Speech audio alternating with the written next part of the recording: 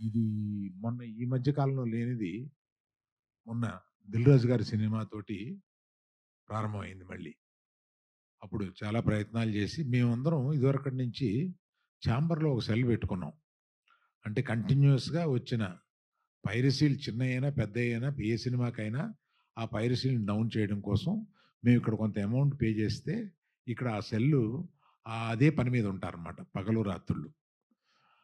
ఆ సెల్లు ఈ సినిమాకి కూడా ఆ సెల్‌ని ఎంగేజ్ చేశాము. కానీ చాలా మంచి ప్రింటు ఎక్కువొచ్చేస్తుంది. ఇది ముఖ్యంగా చెప్పబోయేదేంటంటే, వాట్సాప్ గ్రూపుల్లో గానీ, లేకపోతే టెలిగ్రామ్ గ్రూపుల్లో గానీ దీన్ని పంపిస్తున్నారు.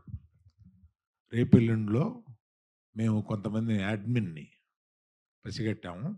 ఆ యాడ్మిన్స్‌ని అరెస్ట్ చేస్తాం. ఇది సైబర్ క్రైమ్‌కి తీసుకెళ్ళాము.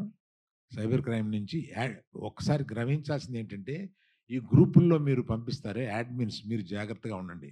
మీరు జైలుకెళ్ళే అవకాశం తప్పనిసరిగా ఉంది.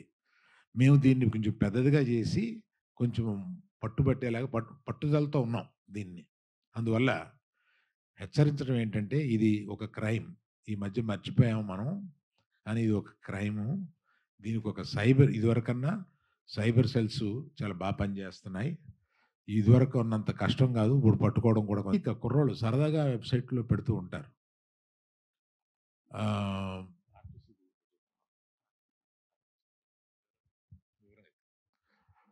నిన్న ఆర్టీసీ బస్సులో గవర్నమెంట్ ఆర్టీసీ బస్సులో ఏశారు. అమాయకత్వం. ఆ డ్రైవరు అమాయకత్వం. అది. అది వివరంగా వాసు చెప్తారు. ఎక్కడ ఏంటి అని వివరంగా వాసు చెప్తారు. అందుకని మీరు మా సినిమాని సక్సెస్ చేయడానికి ఎంత బాగా